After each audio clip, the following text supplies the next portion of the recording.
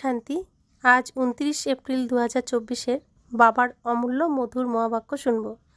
আজকের মূল্যতে বাবা আমরা বাচ্চাদের নিজের স্মৃতিকে বেহদে রাখার প্রেরণা দিচ্ছেন। বাবা বলেন, বাচ্চারা, এক হলো হদ আর এক হলো বেহদ। তোমাদের বুদ্ধিকে এখন হদ থেকে বেহদে নিয়ে যাও। বেহদে নিয়ে যাওয়ার জন্য বুদ্ধির দ্বারা এই হদের দুনিয়ার সন্ন্যাস করতে পারলে তবেই বেহদে টিকতে পারবে। তো এখন শুনছি বাবার অমূল্য মধুর মহাবাক্য। মিঠে মিঠে বাচ্চে, এ হলো উপরে ওঠার প্রকৃত সৎসঙ্গ। তোমরা এখন সৎ বাবার সঙ্গে এসেছো, তাই মিথ্যা সঙ্গে কখনোই যেও না। আজকের মূল্যের প্রশ্ন, বাচ্চারা, কোন আধারে তোমাদের বুদ্ধি সদা অসীমে টিকে থাকতে পারে? উত্তর, বুদ্ধিতে যেন সদর্শন চক্র ঘুরতে থাকে। যা কিছুই ড্রামাতে আছে সে সবই নির্ধারিত আছে, সেকেন্ডেরও তফাৎ হতে পারে না। অসীমে টিকে থাকার জন্য এই খেয়াল যেন থাকে যে এখন বিনাশ হয়ে যাবে, আমাদের ঘরে ফিরে যেতে হবে। আমরা পবিত্র হয়েই ঘরে ফিরে যাব। ওম শান্তি। মিষ্টি মিষ্টি আত্মরূপী বাচ্চাদের আত্মাদের বাবা বসে বোঝাচ্ছেন, বাচ্চারা এই পড়ার দ্বারাই সব কিছু বুঝতে পারে। তোমরাও এই পড়াতেই সব বুঝতে পারো। আমাদের কে পড়ান এ তো কখনোই ভুলে যেও না। আমাদের পড়ান টিচার, তিনি সুপ্রিম বাবা, তাই তার মতেই চলতে হবে। তোমাদের শ্রেষ্ঠ হতে হবে। শ্রেষ্ঠের থেকেও শ্রেষ্ঠ হলেন সূর্যবংশীরা। যদিও চন্দ্রবংশীরাও শ্রেষ্ঠ, কিন্তু এরা হলেন শ্রেষ্ঠর থেকেও শ্রেষ্ঠ। তোমরা এখানে এসেছো শ্রেষ্ঠর থেকেও শ্রেষ্ঠ হতে। বাচ্চারা, তোমরা জানো যে আমাদের এমন হতে হবে, আমাদের লক্ষ্মী নারায়ণ এর মতোই হতে হবে। তো আমরা এই পৃথিবীতে এসেছি শ্রেষ্ঠ কর্ম করতে, শ্রেষ্ঠ কর্ম করে বৈকুণ্ঠ লাভ করতে। শ্রেষ্ঠ কর্মের দ্বারাই বৈকুণ্ঠ লাভ হয়, এটাও সবাই জানে। কিন্তু কি শ্রেষ্ঠ কর্ম, আর সেই শ্রেষ্ঠ কর্ম কিভাবে করব সেটাই জানে না। এটা জানে শ্রেষ্ঠ কর্ম অর্থাৎ মন শুদ্ধ পবিত্র হতে হবে, কিন্তু কেউ হতে চায় না। সবাই ভয় পায়, শুদ্ধ হতে ভয় পায়, ভালো ভাবতে ভয় পায়, ভালো খেতে ভয় পায়, ভালো পড়তে ভয় পায়। সেই জন্যই বাবাকে আসতে হয়, এই ভয় কাটিয়ে বাচ্চাদেরকে শ্রেষ্ঠর থেকেও শ্রেষ্ঠ করে তোলার জন্য। বাবা বলছেন, এমন স্কুল 5000 বছর অন্তর খোলা হয়, যেখানে বাবা এসে বাচ্চাদের শ্রেষ্ঠ করার জন্য শিক্ষা দেন।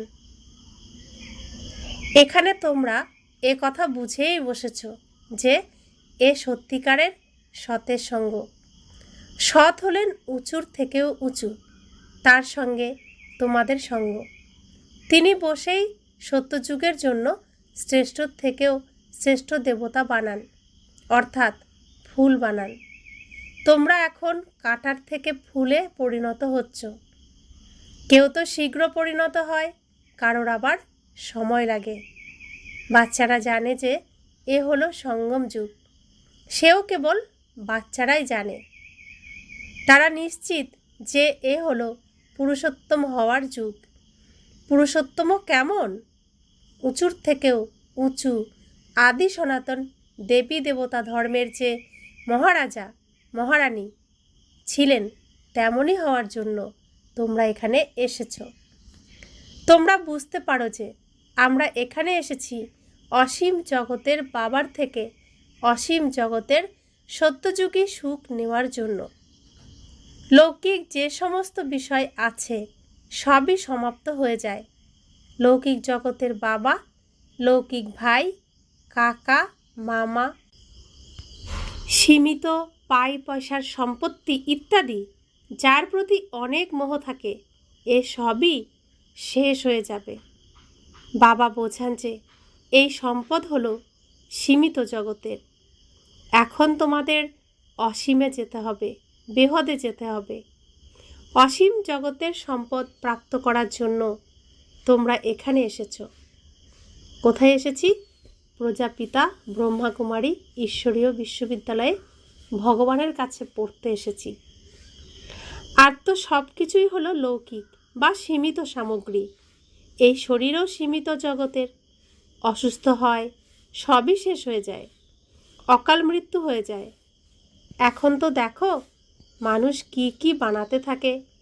বিজ্ঞানও জাদু করে দেখিয়ে দিয়েছে এখানে কত মায়ার জৌলুস। বৈজ্ঞানিকরা খুবই পরিশ্রম করছে। যাদের কাছে অনেক মহল, প্রাসাদ ইত্যাদি আছে, তারা মনে করে এ হলো আমাদের জন্য সত্যযুগ। তারা এ কথা বোঝেই না যে সত্যযুগে এক ধর্ম থাকে, সে হলো নতুন দুনিয়া। বাবা বলেন এরা সম্পূর্ণ অবুঝ। তোমরা কত বুঝদার হও। তোমরা উপরে ওঠো, আবার সিঁড়ি দিয়ে নামতে থাকো। সত্যযুগে তোমরা বুঝদার, বুদ্ধিমান ছিলে। তারপর 84 জন্ম নিতে নিতে অবুঝ হয়ে যাও। বাবা এসে আবার তোমাদের বুঝদার করে তোলেন, যাকে পারস বুদ্ধি বলা হয়। তোমরা জানো যে আমরা পরশ পাথর তুল্য বুদ্ধির অর্থাৎ খুবই বুদ্ধিমান ছিলাম। গানও তো এমনই আছে, তাই না? বাবা, তুমি যে অবিনাশী উত্তরাধিকার দাও, আমরা সম্পূর্ণ পৃথিবী এবং আকাশের মালিক হয়ে যাই। কেউই আমাদের থেকে ছিনিয়ে নিতে পারে না, কেউই দখল করতে পারে না। বাবা আমাদের অফুরন্ত দেন। এর থেকে বেশি কেউই আমাদের ঝুলি ভর্তি করতে পারেন না। এমন বাবাকে আমরা পেয়েছি, যাকে অর্ধেক কল্প স্মরণ করেছি। দুঃখে তো মানুষ স্মরণ করে, যখন আমরা সুখ পেয়ে যাই তখন স্মরণ করার প্রয়োজন হয় না। দুঃখেই সবাই স্মরণ করে। হায় রাম, এমন অনেক প্রকারের কথা বলে থাকে। সত্যযুগে এমন কোনো শব্দ হয় না। ভগবানকে সবাই দুঃখের সময়ই স্মরণ করে। দুঃখ মে সিমরন সব করে, সুখ মে করে না কই। সত্যযুগে এমন কোনো শব্দ হয় না। দুঃখ শব্দই সত্যযুগে হয় না। বাচ্চারা, তোমরা এখানে এসেছো বাবার সম্মুখে বসে পড়বার জন্য।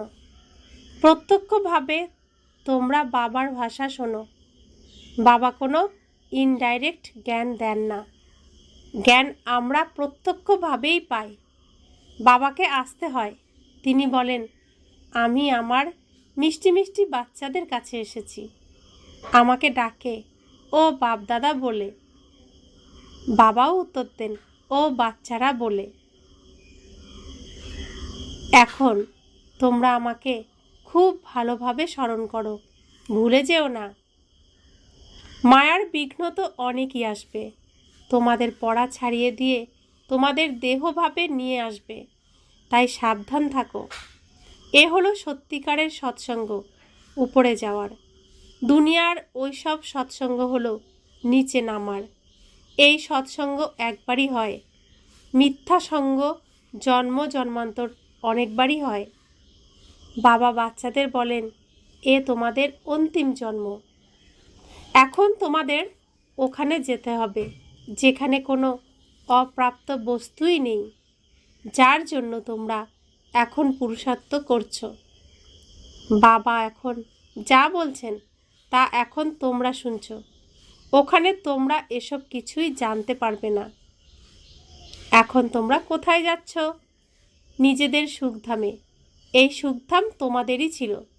তোমরা সুখধামে ছিলে, এখন তোমরা দুঃখধামে আছো। বাবা খুবই সহজ রাস্তা বলে দিয়েছেন, সেটাই স্মরণ করো। আমাদের ঘর হলো শান্তিধাম। সেখান থেকে আমরা স্বর্গে আসব। তোমরা ছাড়া আর কেউই স্বর্গে আসে না, তাই তোমরাই স্মরণ করবে। আমরা প্রথমে সুখের দুনিয়ায় যাই, তারপর দুঃখের। কলিযুগে সুখধাম হয়ই না, এখানে সুখ পাওয়াই যায় না। তাই সন্ন্যাসীরা বলেন, সুখ কাক বিষ্ঠা সমান। বাচ্চারা এখন বুঝতে পারে যে বাবা এসেছেন আমাদের ঘরে নিয়ে যেতে। তিনি আমাদের অর্থাৎ পতিতদের পবিত্র করে নিয়ে যাবেন। এই স্মরণের যাত্রায় তোমরা পবিত্র হবে। লৌকিক যাত্রায়ও অনেক উপর নিচ হয়। কেউ কেউ তো অসুস্থ হয়ে যায়, তখন ফিরে যায়। এখানেও এমন। এ হলো আধ্যাত্মিক যাত্রা। অন্তিম সময়ে যেমন মতি তেমনই গতি হয়ে যাবে। আমরা আমাদের শান্তিধামে যাচ্ছি। এ তো হলো খুবই সহজ, কিন্তু মায়া খুবই ভুলিয়ে দেয়। তোমাদের যুদ্ধ হলো এই মায়ার সঙ্গে। বাবা খুবই সহজ করে বুঝিয়ে বলেন, আমরা এখন শান্তিধামে যাই। বাবাকেই আমরা স্মরণ করি, দৈবী গুণ ধারণ করি, আমরা পবিত্র হই। 3-4টি বিষয় হলো মুখ্য, যা বুদ্ধিতে রাখতে হবে। বিনাশ তো হতেই হবে। 5000 বছর পূর্বেও আমরা গিয়েছিলাম, আবার আমরাই প্রথমের দিকে আসব। এমন বলাও হয় যে রাম গেল, রাবণও গেল। সবাইকে তো শান্তিধামে যেতে হবে। তোমরা যে পড়া পড়ো, সেই পড়া অনুসারেই তোমরা পথ পাও। তোমাদের এইম অবজেক্ট সামনে দণ্ডায়মান। কেউ বলবে আমরা সাক্ষাৎকার করব। এই চিত্র লক্ষ্মীনারায়ণের চিত্রের সাক্ষাৎকার নয় তো কি? লক্ষ্মীনারায়ণ যে সত্যযুগে ছিলেন আর আমাদের সামনে সেই চিত্র রয়েছে, এটাই তো সাক্ষাৎকার। এরকমই তো আমাদের হতে হবে। আমাদেরই তো সেই শ্রেষ্ঠ ভাগ্য, যারা প্রথমে এই পৃথিবীর রঙ্গমঞ্চে অভিনয় করার সুযোগ পাই। ভগবানের কাছে পড়াশোনা করে অভিনয় করার যে পদ আমি পাব, সেই পদ ভগবানের শিক্ষার উপরেই পাই। সম্পূর্ণ কল্পে ভগবানের কাছে পড়াশোনা করার সুযোগ কোটি কোটি আত্মার মধ্যে থেকে কতিপয় কেউই পায়। হাতে গোনা কয়েকজনই পায়। তো ঈশ্বরীয় কুলে জন্মগ্রহণ করা, ঈশ্বরীয় পড়াশোনা প্রাপ্ত করা, শিক্ষা প্রাপ্ত করা, ঈশ্বরের কোলে বসা, তো এ তো শ্রেষ্ঠ ভাগ্য যাদের, তাদেরই হবে। এমন ভাগ্য পাওয়ার পরে সেই ভাগ্য যদি কেউ হাতে নষ্ট করে, তার মতো দুর্ভাগা আর কে হতে পারে? বাবা বলছেন, তোমাদের সামনে যে লক্ষ্মীনারায়ণের চিত্র, এটাই তো সাক্ষাৎকার। এরা ছাড়া কার সাক্ষাৎকার করবে? বেহুদের বাবার কি? আর তো কোনো সাক্ষাৎকারই কাজের নয়। তোমরা বাবার সাক্ষাৎকার চাও। বাবার থেকে মিষ্টি আর কিছুই নেই। বাবা বলেন, মিষ্টি বাচ্চারা, প্রথমে নিজের সাক্ষাৎকার করেছো কি? আত্মা বলে যে বাবা সাক্ষাৎকার করব। আগে নিজের সাক্ষাৎকার করেছো কি? এ তো বাচ্চারা তোমরাই জেনে গেছো। এখন তোমরা বুঝতে পেরেছো আমরা হলাম আত্মা। আমাদের ঘর হলো শান্তিধাম। সেখান থেকে আমরা আত্মারা ভূমিকা পালন করতে আসি। ড্রামার নিয়ম অনুসারে আমরা প্রথমে সত্যযুগ আদিতে আসি। এ হলো আদি আর অন্তের পুরুষোত্তম সঙ্গম যুগ। এখানে তফাৎ কেবল ব্রাহ্মণদেরই হয়, আর কারণ নয়। বাবা বলছেন, তুমি সাক্ষাৎকার করতে চাও? লক্ষ্মী নারায়ণের সাক্ষাৎকার করতে চাও? ভগবানের সাক্ষাৎকার করতে চাও? তুমি নিজেকে দেখেছো? নিজের সাথে সাক্ষাৎকার করেছো? তুমি যে নিজেকে শরীর ভেবে বসে আছো, তুমি তো তা নও। তুমি আত্মা। নিজেকে দেখো, বোঝো, কি কারণে তুমি পৃথিবীতে এসেছো তা জানো। তো বাবা বলছেন, কলিযুগে অনেক ধর্ম, কুল ইত্যাদি আছে। সত্যযুগে একই রাজত্ব হবে। এ তো খুবই সহজ। এই সময় তোমরা হলে সঙ্গমযুগী ঈশ্বরীয় পরিবারের, তোমরা না হলে সত্যযুগী আর না কলিযুগী। তোমরা এও জানো যে কল্প কল্প বাবা এসে এমন পড়া পড়ান। এখানে তোমরা যখন বসে আছো তখন এই স্মৃতিতেই থাকা উচিত। শান্তিধাম, সুখধাম, আর এ হলো দুঃখধাম। বুদ্ধির দ্বারা এই দুঃখধামের বৈরাগ্য বা সন্ন্যাস করতে হবে।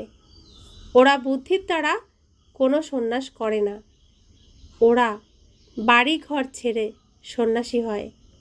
বাবা তোমাদের কখনোই বলেন না যে তোমরা বাড়ি ঘর ত্যাগ করো। অবশ্য করেই ভারতের এই সেবা বা নিজে সেবা করতে হবে। তোমরা সেবা ঘরে বসেই করতে পারো। পড়ার জন্য অবশ্যই এখানে আসতে হবে। বাবা যে ঈশ্বরীয় বিশ্ববিদ্যালয় খুলেছে সেখানে আসতে হবে। পড়ার জন্য তো স্কুলে যেতেই হবে, ইউনিভার্সিটিতে যেতেই হবে। তারপর হুঁশিয়ার হয়ে অন্যদেরও নিজের তুল্য বানাতে হবে। সময় তো খুবই অল্প। এমন তো কথিতও আছে, অনেক চলে গেল, অল্প রইল। দুনিয়ার মানুষ সম্পূর্ণ অন্ধকারে আছে। তারা মনে করে এখনও 40,000 বছর পড়ে আছে। বাবা তোমাদের বোঝান, বাচ্চারা, খুবই অল্প সময় বাকি আছে। তোমাদের বেহুদের বুদ্ধিতে টিকতে হবে। সম্পূর্ণ দুনিয়ায় যা কিছু চলছে সবই লিপিবদ্ধ আছে। চিড়িয়াখানার মতো এই নাটক চলছে। পৃথিবীর এই হিস্ট্রি, জিওগ্রাফির পুনরাবৃত্তি হতে হবে। যারাই সত্যযুগে যাবে তারাই এসে এই পড়া পড়বে। তোমরা অনেকবারই পড়েছ। তোমরা শ্রীমতে চলে স্বর্গ স্থাপন করো। তোমরা এও জানো যে উঁচুর থেকেও উঁচু ভগবান এই ভারতেই আসেন। পূর্বকল্পেও তিনি এসেছিলেন। তোমরা বলবে যে কল্প কল্প এমন বাবা আসেন। তিনি বলেন, আমি কল্প কল্প এমন স্থাপন করি। এই বিনাশও তোমরাই দেখো। তোমাদের বুদ্ধিতে এখন সব বসে যাচ্ছে। স্থাপনা, বিনাশ আর পালনার কর্তব্য কেমন হয় তা তোমরাই জানো। এরপর অন্যদেরও বোঝাতে হবে। আগে তোমরা এসব জানতে না। বাবাকে জানলে তোমরা বাবার কাছে সব কিছুই জানতে পারো। এই পৃথিবীর হিস্ট্রি, জিওগ্রাফি যথার্থ রীতিতে তোমরাই জানো। মানুষ কিভাবে তমপ্রধান থেকে শতপ্রধান হয় এ কথা বাবা তোমাদের বোঝাচ্ছেন। তোমাদের আবার তা অন্যদেরও বোঝাতে হবে। বাচ্চারা, তোমরা এখন পরশপাথর তুল্য বুদ্ধির তৈরি হচ্ছ। সত্যযুগে থাকে পারস বুদ্ধি। এ হলো পুরুষোত্তম সঙ্গম যুগ। একে গীতা এপিসোড বলা হয়।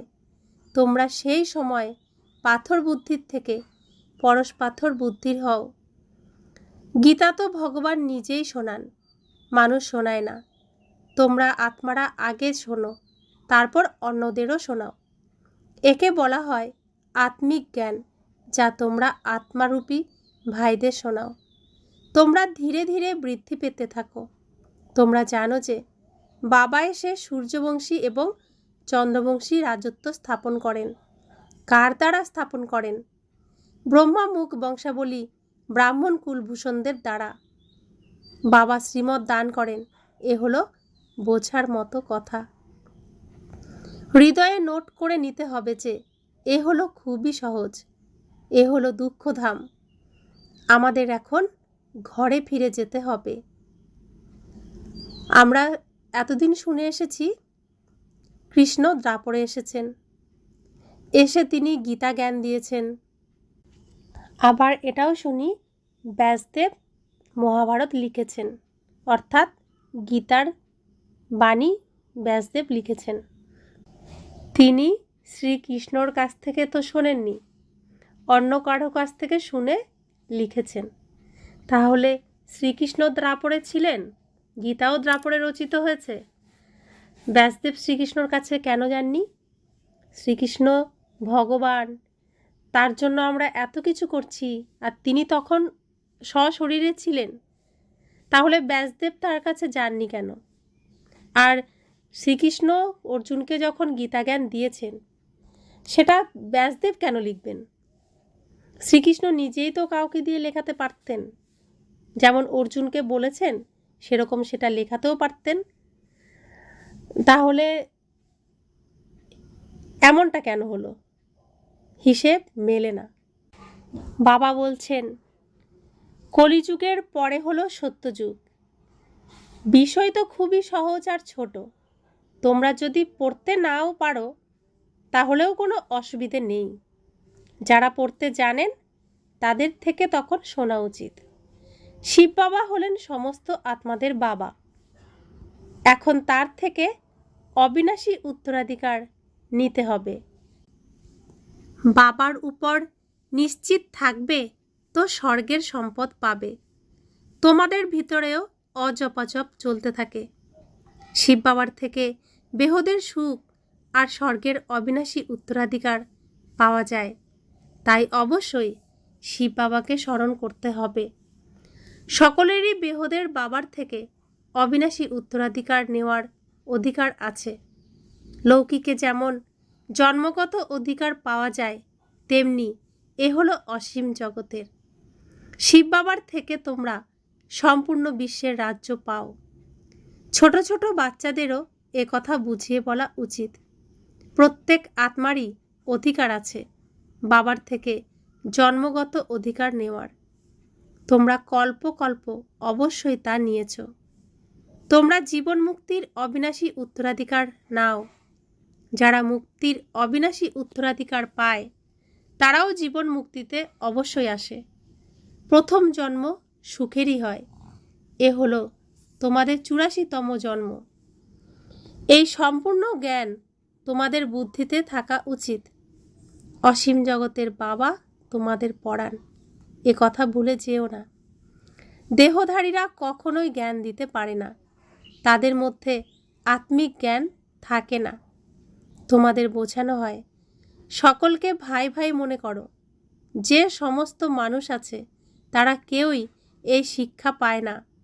যদিও তারা গীতা শোনায় যে কাম মহাশত্রু, একে জয় করলে তোমরা জগজ্জিৎ হতে পারবে, তবুও বুঝতে পারে না।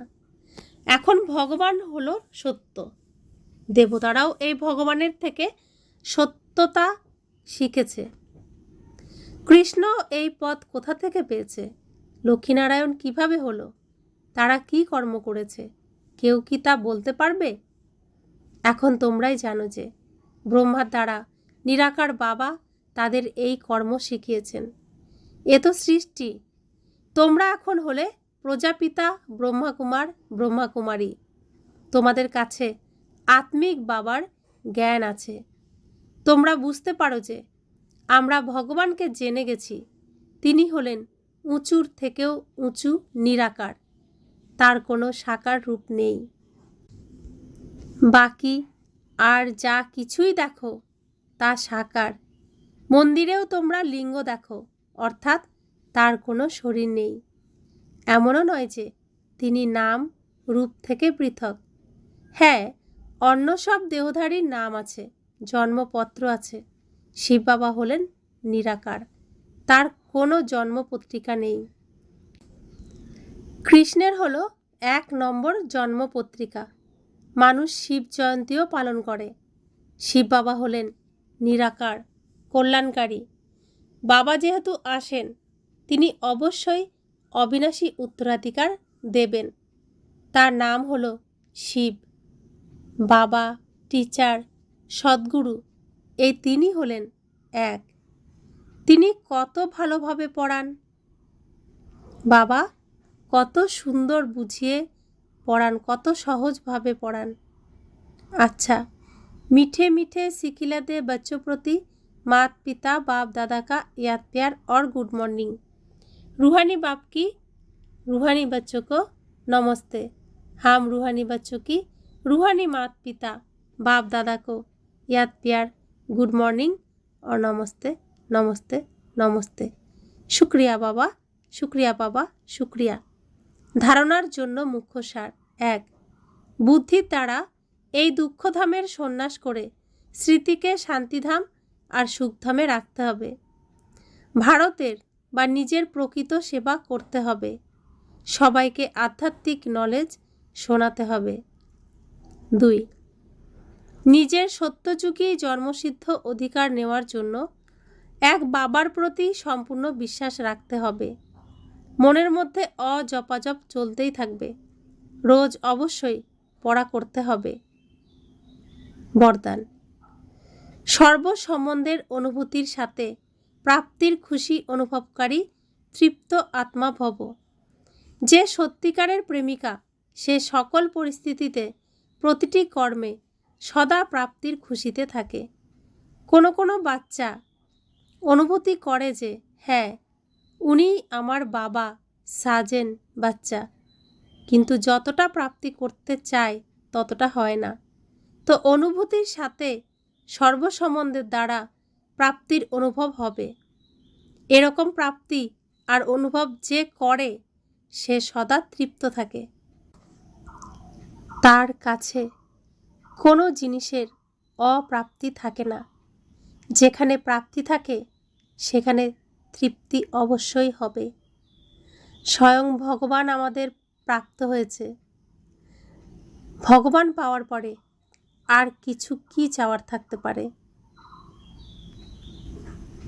তো जो पाना था सो पा लिया और कुछ रहा ना बाकी।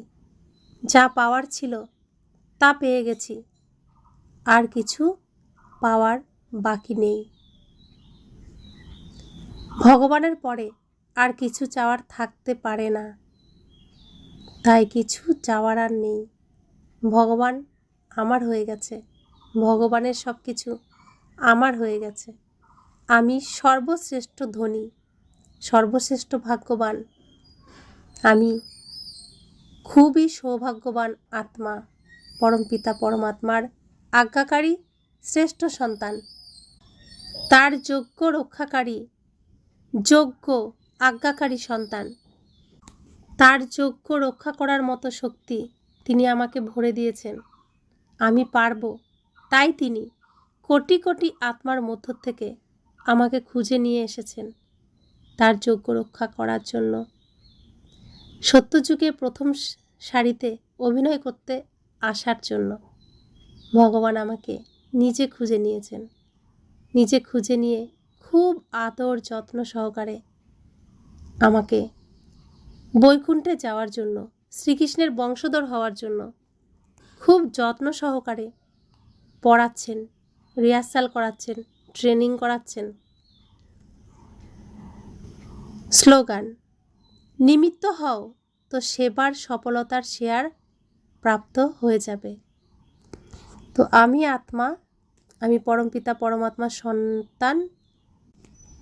এই পৃথিবীতে স্বয়ং ভগবান ঈশ্বর আমার পিতা পরমপিতা পরমাত্মা এসেছেন। তার যা পছন্দ তা আমার পছন্দ, যা তার কাজ তা আমার কাজ। তিনি আমার জন্য এসেছেন, আমাকে তৈরি করার জন্য এসেছেন। তিনি যা বলবেন তাই আমার জন্য সঠিক। স্লোগান। নিমিত্ত হও তো সেবার সফলতার শেয়ার প্রাপ্ত হয়ে যাবে। ওম শান্তি।